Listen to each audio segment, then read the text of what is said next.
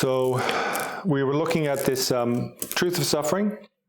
And the first one is dukkha, means suffering. Now, the reason why the Buddha first said you have to understand suffering is because you need to have impetus, inception, something that puts you on the path. And it's often the case when you get people in the retreat center, he's like, why are you here? And they say, oh, my life fell apart and I was so unhappy, my wife died, whatever it was. And then they feel like this calling to go beyond suffering. And you need an inception. And for example, we have somebody here, he's not going to like me talking about him, but he's a friend, a Dharma friend. You could say he's one of my students. His name's Martin. He's in the Baltic states. I'm not exactly sure, but as far as I understand, then he's got like terminal illness. This morning, he didn't come to session. It's very rare, right? They're up in the middle of the night over there in Europe following our sessions. It's rare that he won't show up.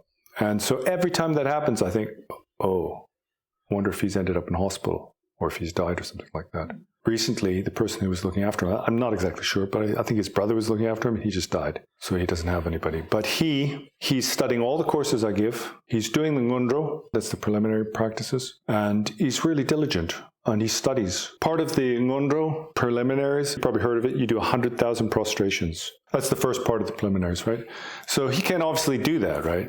I think he's in some kind of mobility device or something like that. But he's doing his variation and he's doing everything. He's really diligent. And he shows up, like I say, to every session. When we have exams, he's often the top or usually near the top. Really, really diligent. And it's because he knows he has little time. He has faith. You don't have to have faith in Buddhism. Reincarnation, right? If you don't believe it, that's your choice. There's no evidence. I can't show you my past life. There's no empirical evidence of that. What I gather, I don't know what's in his mind, but he believes in this stuff. And because of that, then he believes that he has no choice and he's got a limited amount of time. Like we're doing the preliminaries, he said, could you just continue, please? Don't have a break. I have to have breaks sometimes because not everybody can catch up. And he wants to continue because he feels like he needs to have it complete before he passes on. That is what this first part is about. If you've got it, then you've got fuel for your fire. Recognizing your own suffering, and I know we all have it, is the first step. And either you say, well, I'm just going to ignore it, which is what most people do, right? Oh, God,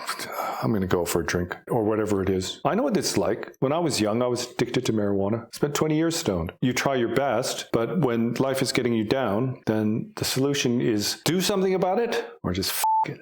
Get stoned, right? You have to decide which one of those solutions is best for you. And if you decide that I'm not just going to make it worse by killing myself with substances, with whatever my addiction is, some people are addicted to violence, whatever it is, it's loads, right? Distractions. If it's the other one, I need to do something about it, then what the Buddhist path is about is finding out what the source of suffering is, this origin of suffering.